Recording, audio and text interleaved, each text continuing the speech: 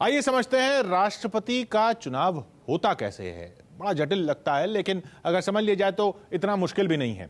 देखिए, विधानसभाएं हैं सभी राज्यों की और फिर संसद है। निर्वाचित सदस्य हैं विधानसभाओं में और निर्वाचित सदस्य लोकसभा के और राज्यसभा के निर्वाचित सदस्य, ये मिलके राष्ट्रपति को चुनते हैं। सिर्फ निर्वाचित सदस्य, नॉमिनेटेड सदस्य नहीं चुनते हैं।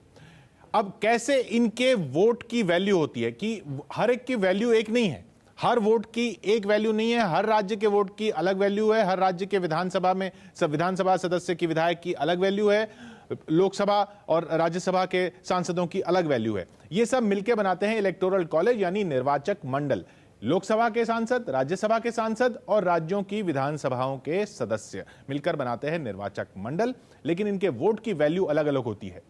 तो लोकसभा के 543 सांसद, राज्यसभा के 233 सांसद, कुल सांसद हो गए 776।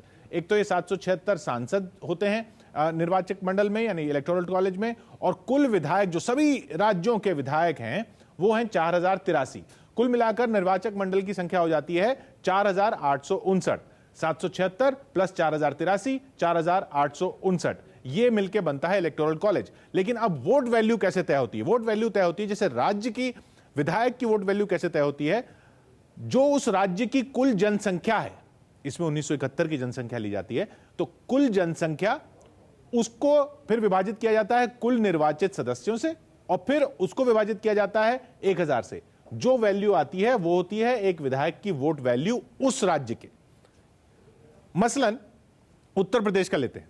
जनसंख्या उत्तर प्रदेश की 1971 के हिसाब से थी 8,38,49,905। निर्वाचित सदस्य जो हैं विधानसभा में वो हैं 403, यानी इसको इससे डिवाइड किया गया, विभाजित किया गया। क्या वैल्यू आई? 2,08,064। 2,08,064 को फिर डिवाइड किससे करना है? विभाजित करना है 1000 से। तो वैल्यू कितनी आई? 2,08,064 विभाजित किया 1000 से, आया 208। ये है वोट वैल्यू हर विधायक की उत्तर प्रदेश के, 208। 403 विधायक हैं, 403 विधायकों की, हर विधायक की 208 की वैल्यू। कुल मिलाकर यूपी की कुल वोट वैल्यू पूरे विधानसभा की 83,850। इसी तरह सभी राज्यों की अलग अलग, यूपी की 83,850, राज्यों की कुल मिलाकर, सभी राज्यों की कुल मिलाकर वोट वैल्यू होती है 5,49,474। यह तो हो गई वोट वैल्यू राज्यों की। अब बात आई संसद की। सांसदों की कुल संख्या है 776, जैसा हमने देखा था। लोकसभा में 543, राज्यसभा के 233।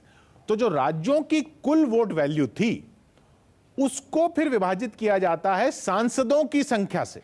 राज्यों की कुल वोट वैल्यू कितनी थी? 5,49,474। उसको विभाजित किया 776 से, जो सांसदों की संख्या है। तो जो आंकड़ा आएगा, तो जो नंबर आया, वो आया एक सांसद की वोट वैल्यू 708। तो सांसद की 708 और हर राज्य के विधायकों की अलग अलग, कुल मिलाकर एक सांसद की 708। तो कुल सांसदों की, जो सांसद हैं 776 लोकसभा और राज्यसभा के मिलाके, कुल उनकी वोट वैल्यू हो गई 708 को मल्टीप्लाई किया 776 से, 5,49,408। तो कुल राज्यों के सभी विधायकों की वोट वैल्यू 5,49,474 और सांसदों की कुल वोट वैल्यू 5,49,408। तो कुल वोट कितनी हो गए? कुल वोट वैल्यू कितनी हो गई? ये देखिए, 5,49,474 सभी राज्यों की मिलाके, कुल मिलाके, और सांसदों की कुल मिलाके 5,49,408। ये कुल मिलाके हुए 10,98,882। कुल वोट वैल्यू 10,98,882। इसमें से जिसको सबसे ज्यादा वोट वैल्यू मिली, सबसे ज्यादा विधायकों का समर्थन या सांसदों का समर्थन नहीं, जिसको सबसे ज्यादा वोट वैल्यू मिली सभी विधानसभाओं और सांसदों के विधानसभाओं के सदस्य यानी विधायकों और सांसदों के मिलाके, वो बन जाएगा राष्ट्रपति। शाहरुख की टीम कोलकाता नाइट राइडर्स और मुंबई इंडियंस का मैच था। केकेआर ने मुंबई इंडियंस को हरा दिया, मैच खत्म हो गया। खिलाड़ी ड्रेसिंग रूम में चले गए और मैदान धीरे धीरे खाली होने लगा। तभी शाहरुख वानखेड़े स्टेडियम में एंट्री लेते हैं और घुसते हैं इस गेट नंबर 3 से। शाहरुख पहले मुंबई इंडियंस के ड्रेसिंग रूम जाते हैं और फिर मैदान की तरफ आते हैं।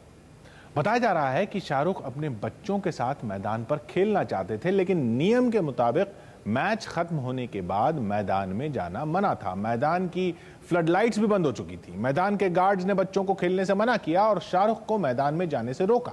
आरोप है कि इस बात पर शाहरुख भड़क गए और गार्ड्स के साथ गाली गलौज और धक्का मुक्की करने लगे।